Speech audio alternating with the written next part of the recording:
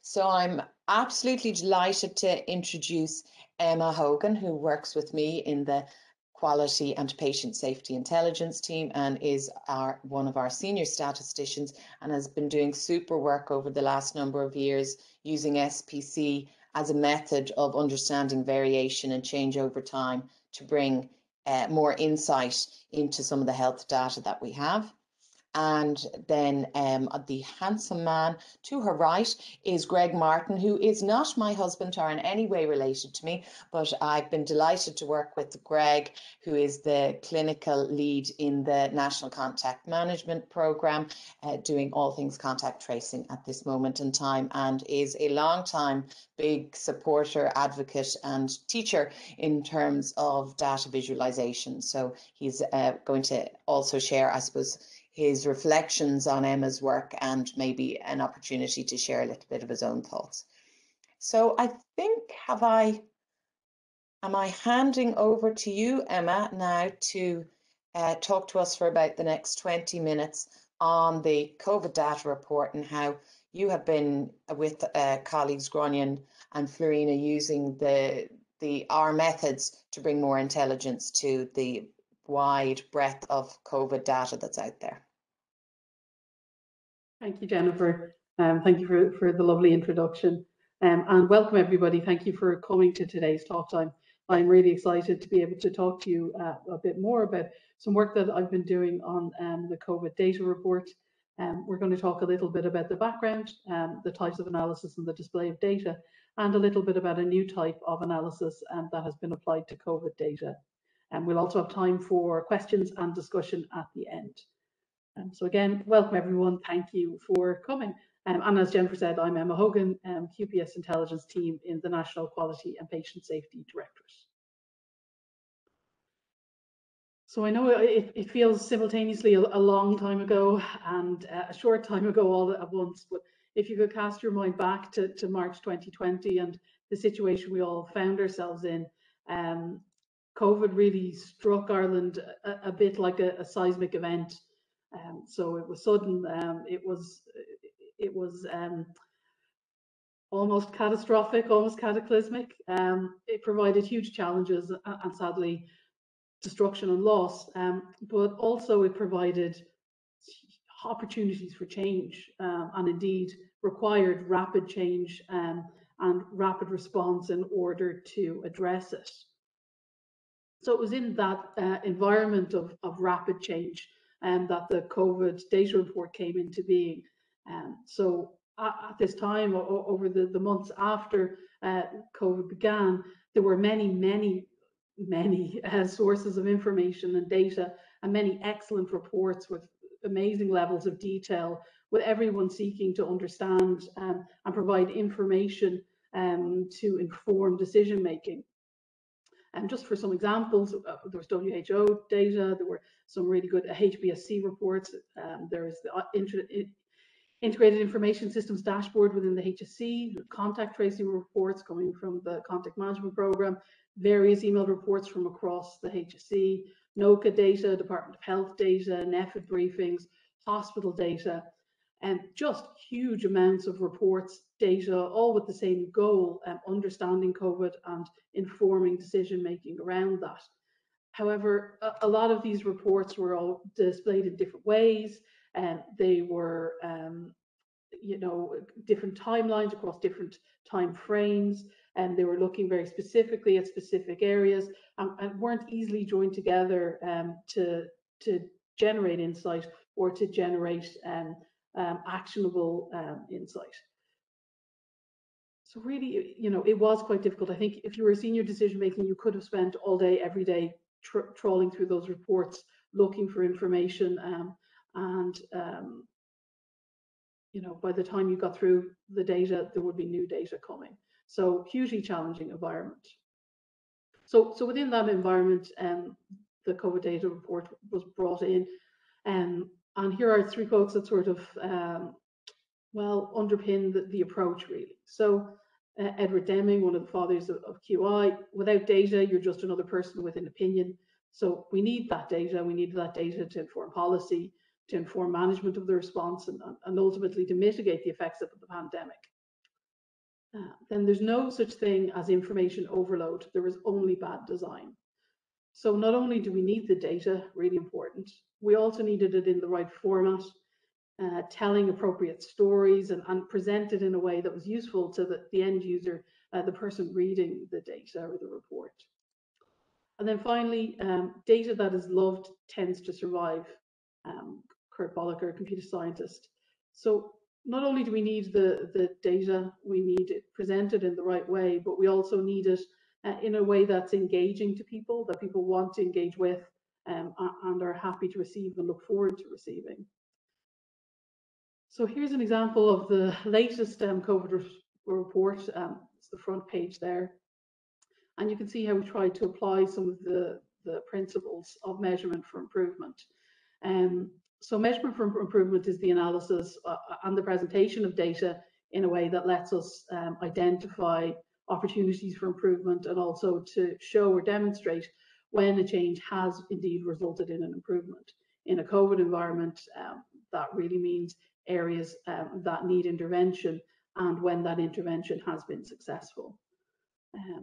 And the data produced as a result of this is often used in driving decision making and also in the implementation of change, so sustainable improvements. So you can see here the example, and we see that the data is displayed over time, here in an SPC chart, here where relevant. The analysis is bite-sized and digestible, so it's not too detailed, hopefully just enough to inform you and providing the key information. Clearly identifies trends where relevant, delivers insight in the commentary, uses statistical process control charts. We'll come back to statistical process control charts, but uses statistical process control charts where relevant. And provides the most recent data delivered once a week for a key briefing. So it's delivered for the CEO's press briefing once a week. Used to be twice a week, but now once a week. So timeliness is really important, that the data is most up to date and provided in a timely way to decision makers. And then finally, there's consistent formatting and display. And this goes across all data reports really, that the data is presented in the same way week after week, and that the formatting across the report is consistent. So here are the other pages. You can see again displayed over time where relevant, trends identified, and the bite-sized digestible analysis presented. And again, here we have a funnel plot, which is a type of SPC chart we're going to talk a little bit more about, and easily identifiable trends. So here you can see the 50% line, which really helps see where the incidence is greater in the most recent 7 days compared to the 14 days. And another, again, looking at data over time, the positivity rate for COVID, looking at over time really does help us identify that positivity is strongly increasing at this period. Also then presented is a key trends and recent trends and recent changes section and a conclusion that summarizes. So one of the really important things that we need to understand when we're looking at data over time and applying measurement for improvement methodology is variation. So I know you probably think that I'm going to provide you with maybe a complex equation or a definition that's long and wordy. However, I think everybody's innate understanding of variation is good enough. And what most of us, I'm sure you all understand variation as, is change. So realistically, that's really what variation is. It's a difference or a change. But there really are two types of those differences or changes that we concern ourselves with. The first one we call common cause variation. So this is change or difference that we expect, and it's due to, or it's random. So the average person, we're not all the same, although maybe the doctors will correct me with identical twins, but we're not all the same, but yet most of us would be considered average. A really good example of this, I think, is commute time. So I'm back in the office today for the first time in a long time. my average, I would say, my usual commute time pre-COVID was somewhere between 25 and 35 minutes. So if it was 25 minutes one day, 30 minutes the next, 35 the one afterwards, I don't really think that, I wouldn't be concerned. I wouldn't think anything special is going on. That's just the random variation, the random differences that I see day to day. However, if suddenly my commute was taking an hour, I would consider that there was something different going on, something that I would need to understand a bit better. For example, could be a crash or could be roadworks. And that's what we would call special cause variation. So it's unexpected or non-random variation. It can be a result of a variety of things, like a change in the process or how the data is collected. But the main thing to remember is that it's unexpected or non-random. So during my time with the content management program, which Greg and Jennifer will remember well, I was able to get into the office in 15 minutes, and that was over a period of months. That would also be special cause variation. In my case, it was it was a happy thing being able to get to the office in 15 minutes, but not for a happy reason. So special cause variation doesn't mean it's good or bad. It just means it's not due to chance. So yeah, common cause variation, we expect it. Special cause variation, not expected, and it merits investigation. So one of the ways that we look at variation then and try to understand it is through the application of statistical process control charts. The first one here I have is the funnel plot, which we saw a little bit earlier in the COVID report, and it's used to look at the differences between groups. So in the case of the COVID report, we were looking at counties. So the data is plotted, and it's plotted from fewest to most. In terms of, in the case of counties, we'd be looking at population. So I think Leitrim to Dublin. You'll also see a middle line. That middle line is reflective of the average value, the mean value, or median value, depending on the chart you're looking at. And you can see also an upper control limit and a lower control limit. So in my traffic example, I was saying 25 to 35 minutes. So about average would be maybe 30 minutes. That's it would be this center line. And I'd be seeing plots of data at 35, 35, 25, in and around that mean. However, then one day, perhaps I get an hour and you'd see it up here. So that's an outlying value. So in the case of outlying values, they're either above or below the control limits. And in that case, we would say they exhibit special cause variation. So for example, from one of the relatively recent ones ending in November, COVID reports, we can see here by county, we see that mean, the incidence in the middle there, the mean incidence. And then we see a variety of data plotted around that mean. And again, across the bottom axis here, we see Leitrim to Dublin, and that's in order of population. So we can see that Carlow here has actually quite high incidence at this time, so 1,293.7. However, it's not exceeded the upper control limit, so we could expect to see this by random chance alone. However, Waterford, 1293.7, has incidence that's higher than the upper control limit, so we think that this is special cause variation. So this means it would merit investigation, going to find out what's going on in Waterford. Something different is happening there compared to the rest of the country. And this was quite important in the early days when we saw restrictions being applied to specific counties. More recently now we see most of the, well, nearly everybody quite close, most of the counties quite close to the mean, which is actually quite significantly higher at the moment. So then the other type of statistical process control chart, the more frequent ones, also known as Short charts or control charts or process behavior charts, have similar features, but they look at the data over time rather than by certain groups. So for example, county here, or you could have hospitals.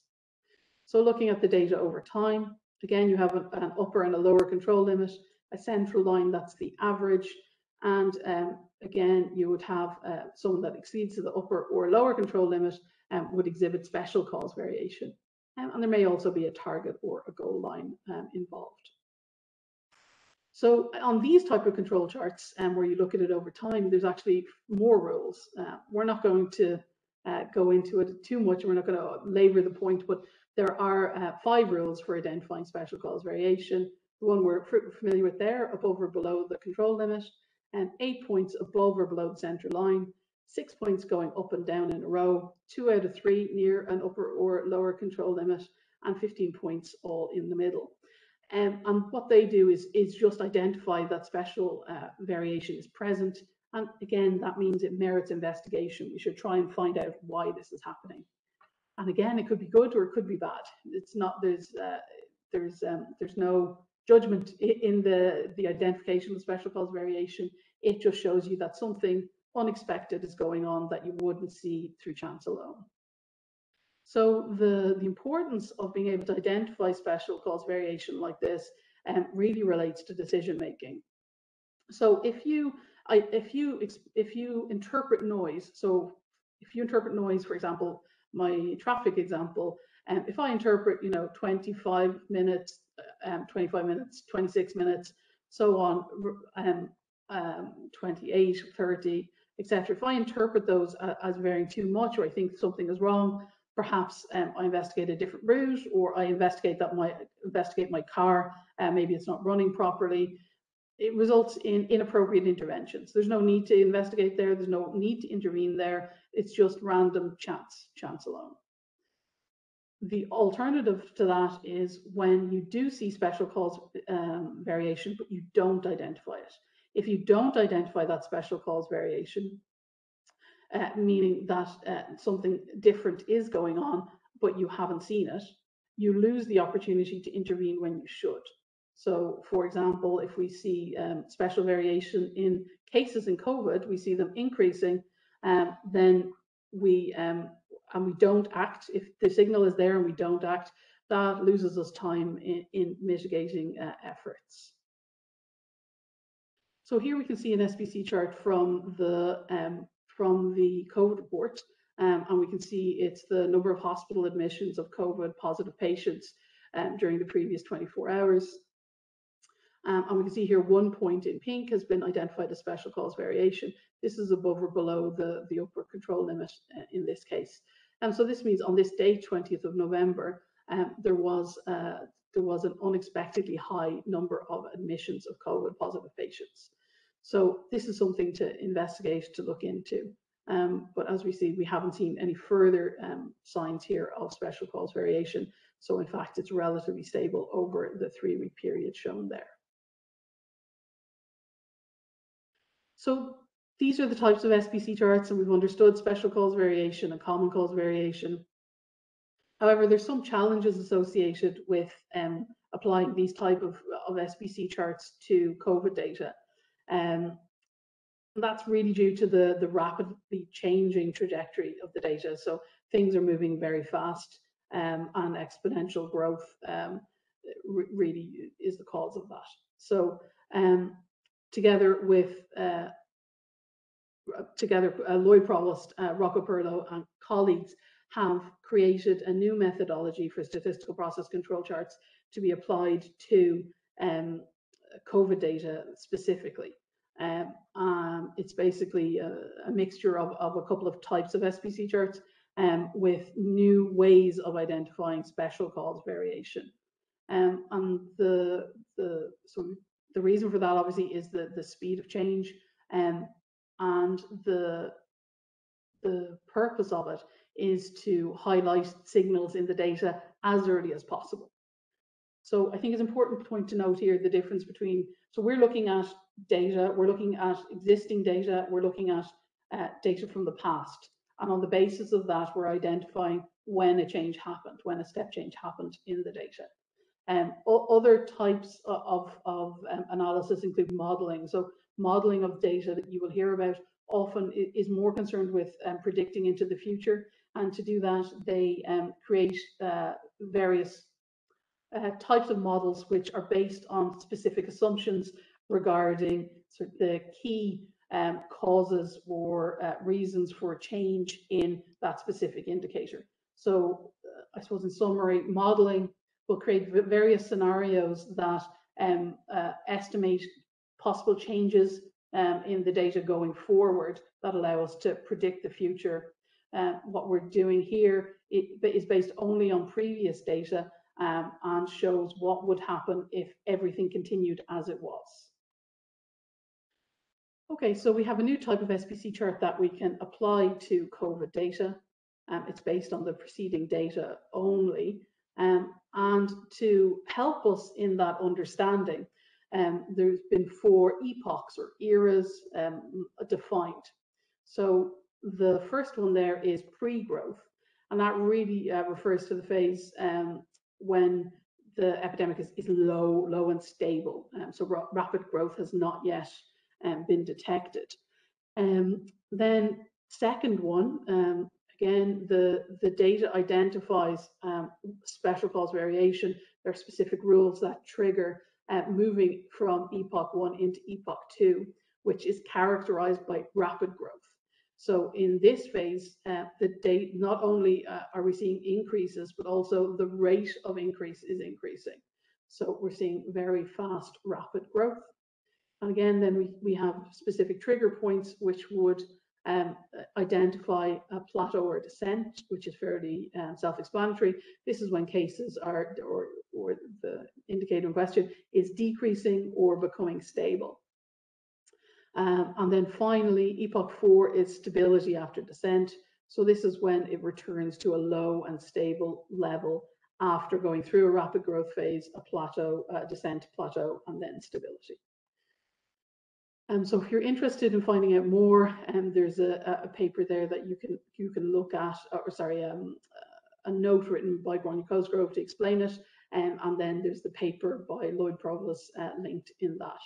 And again, credit to Gráinne Cosgrove and Philip Crowley, who worked with Lloyd Provost and colleagues to apply this methodology to the Irish context. We're going to see a little bit of that now.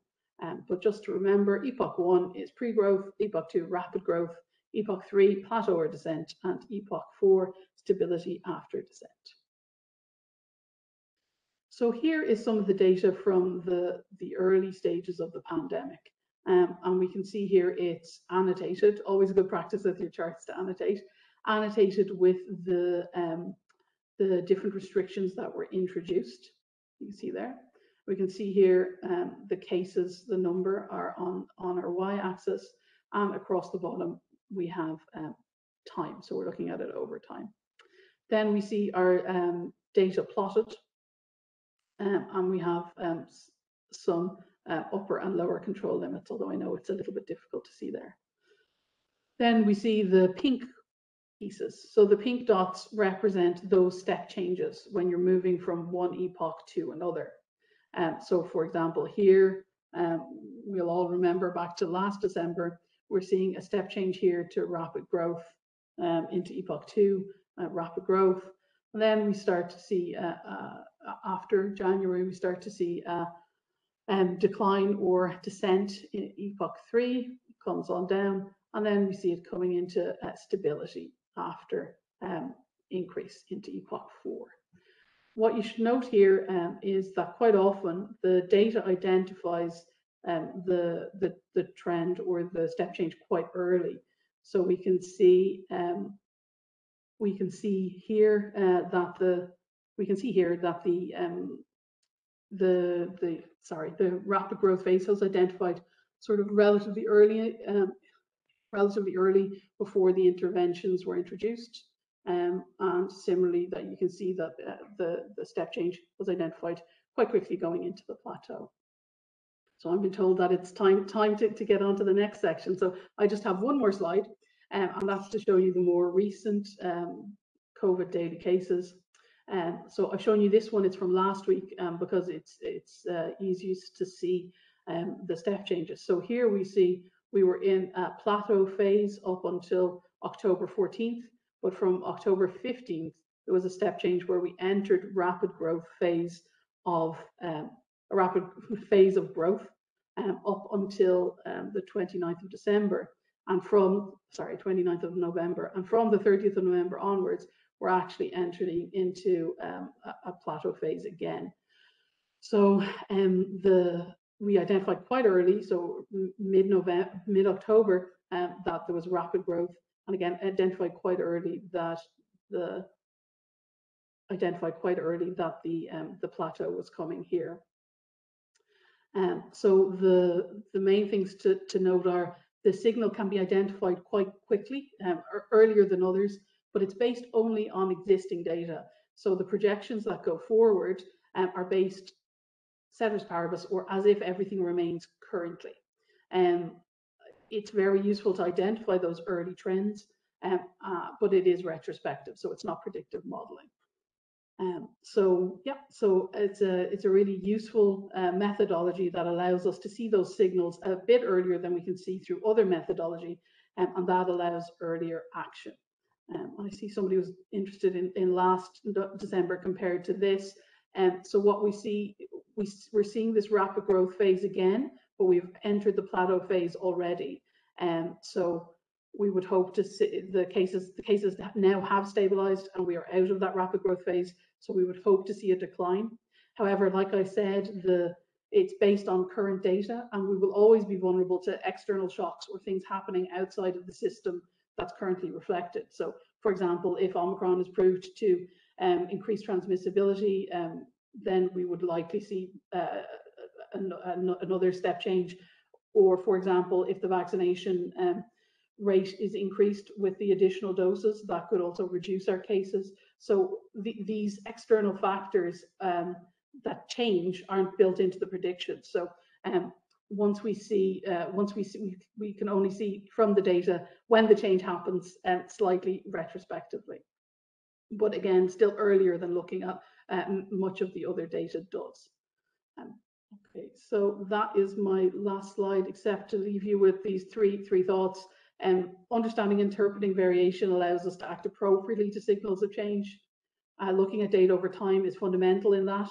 And even if you don't have the capacity to calculate control limits or do SPC charts, even looking at data over time and being aware of changes and trends can help you there. And that a consistent, clear presentation and display of data in a digestible way is really key for engagement. So we've seen an awful lot of engagement with this work. It gets used at the highest levels of the organization and has a really wide readership that are very appreciative of it. So we're confident that it's helpful and pulling together useful data in a useful way. Thank you all very much for listening, and I will hand over to Jennifer. Thanks so much, Emma. And thank you very much, Karina, for the nice comment about the excellent reports, easy to understand and digest, which is, of course, the aim of them.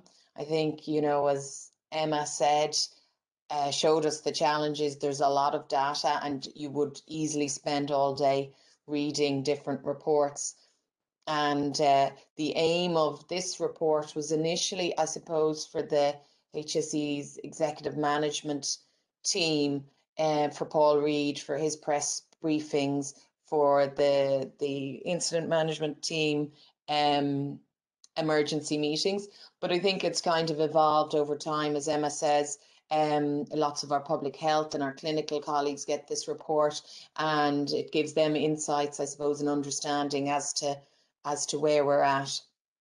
As Emma says, I suppose, if there was one tip to leave you with, if you do nothing, I think as I've forgotten the name, but if you do one thing only, look at your data over time, because there's a lot out there of the case numbers are up today, they're down today, they're up today, they're down today.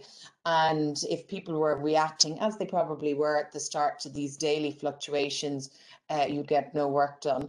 Whereas when you look at this over time, and with the SPC charts and the Epochs, particularly, what we've been able to see is identifying real changes and not reacting to changes that weren't there. And I think that last one's really interesting, that those of us in public health were probably feeling pretty darn concerned in October, because you could see that we had moved to that third epoch, the epoch of rapid growth, but that didn't really play out in the public discourse until probably nearly a month later, I think.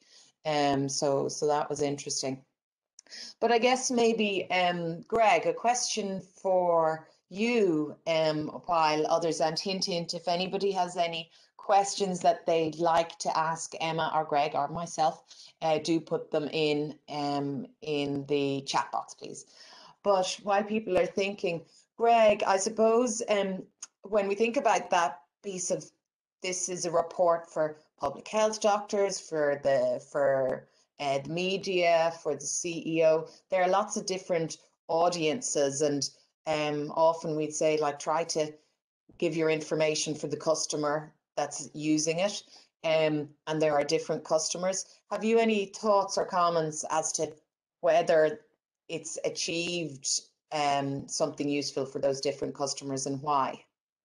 Well, I can speak for myself as a customer. So I've been the recipient of the report that comes out every week, and there's a couple of things that has always struck me. Firstly, the report coming out has always been predictable, so you sort of know it's coming along, and it pops into your inbox. And once you've looked at it a few times, you start getting really familiar with the story that it's telling. So your eye immediately goes down to the graphs that you're kind of always keeping an eye on.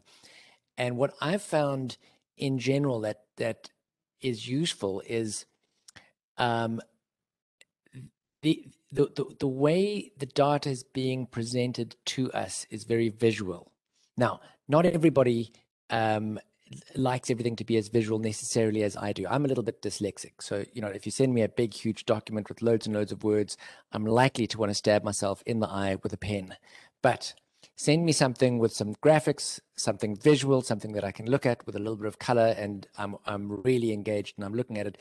And so that's the one thing that I'd say. I'd say that, and Emma, the way you were talking about variation, had you not been putting up slides there showing us those graphics, we wouldn't have followed you at all. But I mean, it was just so beautiful. You were talking about it, and there was this very visual, very clear illustration of what it was that you were saying. And I think that's maybe part of the beauty of data visualization, is that it combines this underlying understanding that we have, maybe about something like variation, maybe about time trends, about something, puts it in front of us. And I think our brains, we've evolved to be very good at pattern recognition. And that's something you can't do from a big page of text. Pattern recognition, our eyes are very good at seeing patterns, extrapolating, imagining where the graph might go, generating hypotheses in our minds as to what the relationship between two variables might mean just by looking at a graphic. And then we can take that away and do some more sort of sophisticated analysis, and prove or disprove the hypothesis as the case may be. But that initial at a glance sense of what's going on from a really well-developed graphic, especially on something which is ostensibly as complicated or as otherwise inaccessible as something like variation. You know what I mean? So anyway, so I really found that a tremendously useful talk, and I find the report that comes to us on a weekly basis very, very useful. And I mean, like every week I look at it just to get a sense of where we are, where things going, what's the lowdown, and it just gives me that little bit of context, and it's so accessible and easy to read. So great job, by the way, all in all, from me. Thanks. Oh, thank you, Greg. Really appreciate it. A quick, easy question for you, Emma, from Clifford, about what software is used to generate the SPC Epoch reports. So this is so Lloyd Provost and Rocco Perla have developed a Google data dashboard that's accessible to certain people. So they actually run it off essentially what you would describe. It's almost like Excel in the background, but it's yeah. So I guess it's Google Data Visualization Studio is the software that's used, and with specific code that's developed by some of the top experts in statistical process control charts. If you're looking to do your own statistical process control charts, you can do it through Excel add-ins, and there are other software available. Myself, I run it in a statistical programming language called R, which is great for visualization, and I know Greg is also a big fan. I am indeed. Love R. And I might just say as well, Emma, for the not the Epoch, but the more regular SPC charts, that on our QPS Now website, we have some tools and resources to help people, pre-generated Excel, etc. So as Emma says, they're add-ins to Excel, I suppose, at the most accessible level for people who want to generate their own SPCs. I mean, I think this has been really interesting work because around SPC, we've always used SPC for the purpose of, health systems that are supposed to be relatively stable and identifying when they're not stable, and then what do you need to do about it. But of course, an epidemic or a pandemic by definition is unstable and has these waves, and it's been, I think, really interesting to see that evolution of how you can further develop SPCs to deal with a, by its nature, unstable system, and yet identify earlier than I think we would see it if we were looking at it in tables where those changes, those really important changes have happened when we've moved from a kind of a steady state to a growth phase, and actually then when we're plateauing. So, I mean, ironically, were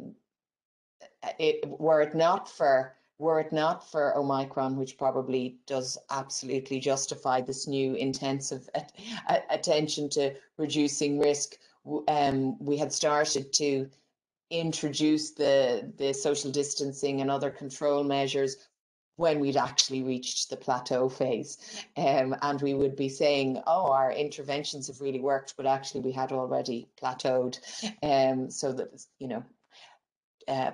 anyway, that's just kind of an observation of mine.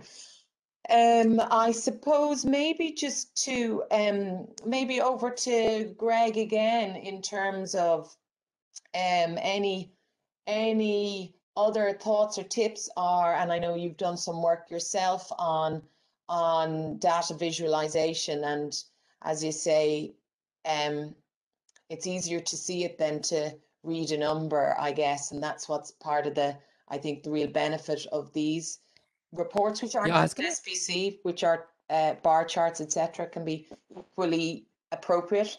So, Greg, what would your tips be to other people? So a little tip, and this isn't for everybody, because not everybody wants to kind of wade into learning a platform like R. But if there's people in the audience that are quite serious about getting into data visualization and analysis, and you're not already committed to one platform or the next, and you're shopping around, then let me suggest that you take a very close and careful look at R, because in my opinion, and I'm going to ask Emma to nod her head as I say this.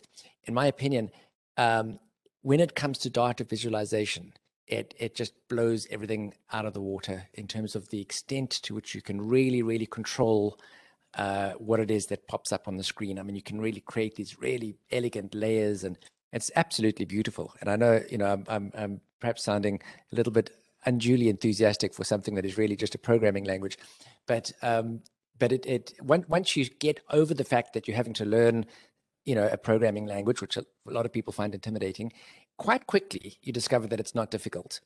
And then once you're over the fact that you discover that it's not difficult, you quite quickly realize that you've got this tremendous control, and you can see from your code how you got to a certain place, and you can share it with other people, and people can comment. And then before you know it, you kind of wonder how you ever did anything without it. So it's all, this is maybe sort of an unduly enthusiastic plug for R, but have a look at R if you're stuck for something to use. I think it's really elegant, and it's great for data visualization.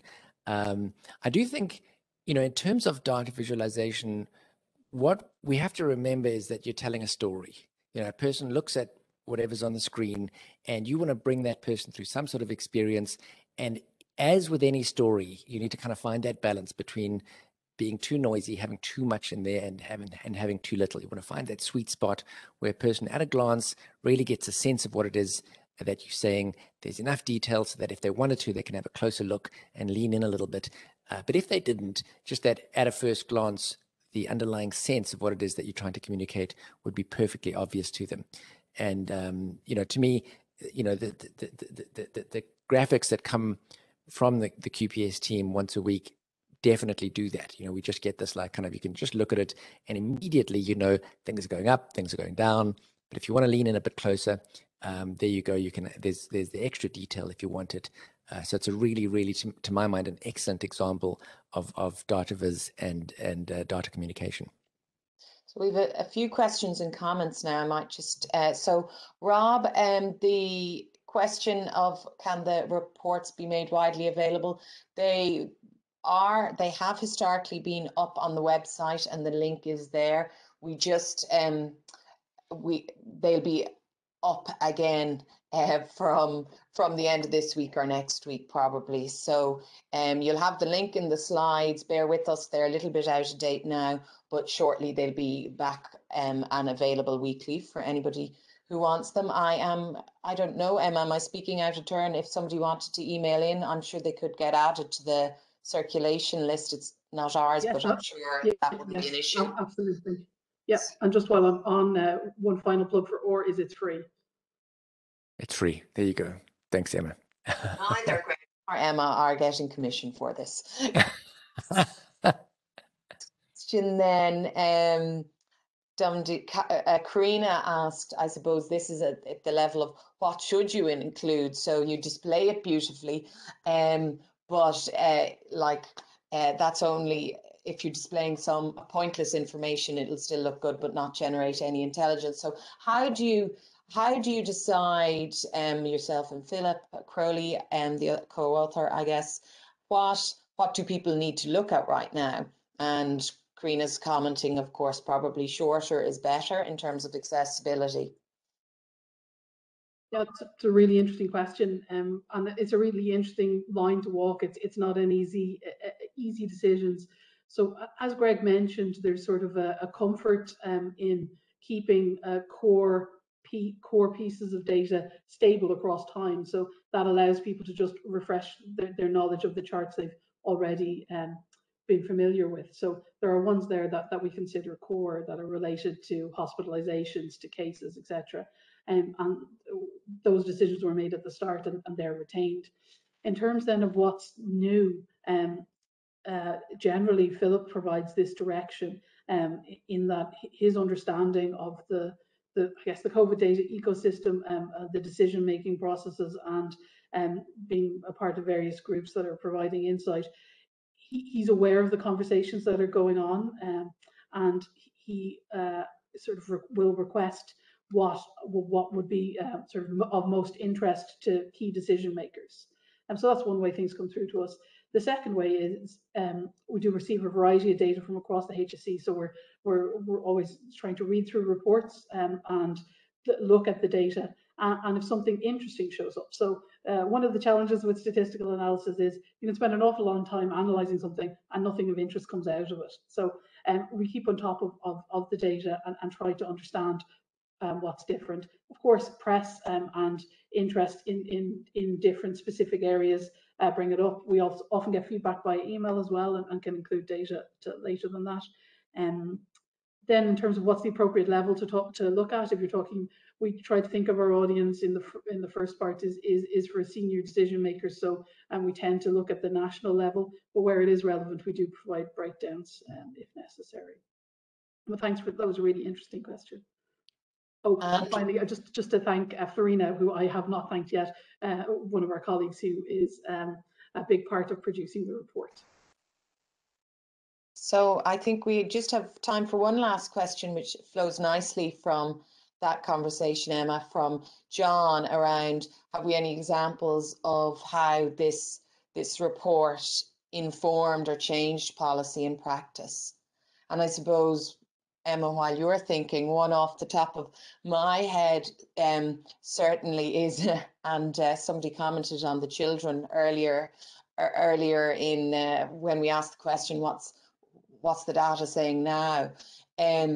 I remember in those early days when the report was being produced, what we could see was that we had tiny rates in children, and we were, that certainly did inform the communication and also the policy decisions around really children were okay to, and needed to get back to school and things like that.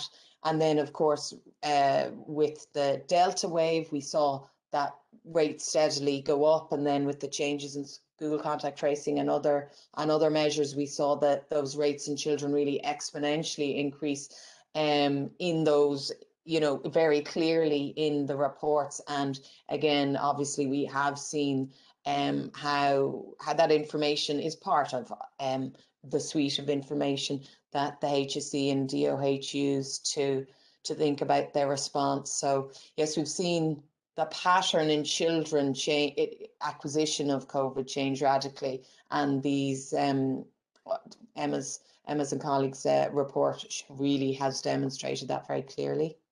I mean, Greg, any comment on that?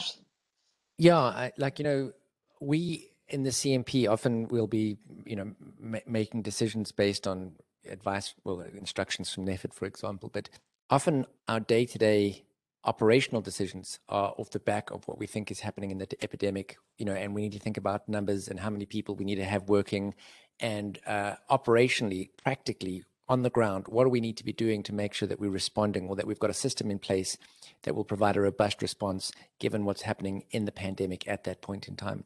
So reports like these have been really informative, giving us that kind of very recent, up-to-date, this is where we are, this is where things are going. If this is the sort of general sense of what's happening in the pandemic at this point in time. It's definitely informed that on-the-ground planning in the CMP, and almost without question, other aspects of the pandemic response. Thanks, Greg. So I'm conscious of our hard deadline. So I'm going to ask Greg and Emma if there's any last burning comments that you want to share with our attendees, and then we'll wrap up. I don't have any burning comments, but just thanks very much to Emma and the rest of the team that have been putting this report together, and for the work that you're doing. It's been absolutely lovely to watch, and hopefully we'll see more of it down the line. Yeah, and similarly, just thank you for everyone attending. It's been great to see the engagement. I'm really happy to be able to speak to you all, and thank you to Greg for participating. Added an awful lot to the event, I think, and Jennifer, wonderful chairing. Thanks. Yes, Mutual Appreciation Society. Thank you all so much for coming. Do please, at the end, when you click off, remember to answer very quickly the feedback questions. Do please feel free to reach out to myself and Emma. I'm sure Greg feels the same. And you could do that via Noemi, I'm sure, who has sent you the invitation. We'd be delighted to share this work with you, or to share other resources. So the other things just to say in terms of the wider NQPSD is to invite people, please, to consider joining the QPS Ireland Network Map. This is for anybody who's interested in quality improvement and patient safety. It's interest only. There's no criteria here. You go on, and the website link is in the chat, and you'll have been emailed it as well. You fill in your details, and you will find yourself and your connections on the map. And we're really hoping to grow that so that anybody who's interested or involved in quality and patient safety can see other like-minded people. Q is another really excellent resource. We have a Q community, which includes England, Ireland, Scotland, Wales, and Northern Ireland, and it gives access to great networks of people and information. And for that, there is an online application, and if you're interested, go online and do it, or contact our colleague whose email is there, Caroline Lennon-Nally, who can give you some tips and talk you through that. So I suppose it is but for me to say a huge thanks to everybody who's attended this and all the other QPSD talk times. I know I'm speaking for particularly Maureen and Noemi, who've worked so hard over the year to bring you these talk times. And when you do one with Maureen and Noemi, you realize how much work has to go on in the background to make these virtual events work. So I hope this one worked. And they will be back next year in hopefully 1st of February with the spring season of QPS Talk Time. So unless I've left anything out, Noemi, Maureen, I shall say thanks, everybody, and have a happy Christmas. Bye all. Thanks, Jennifer.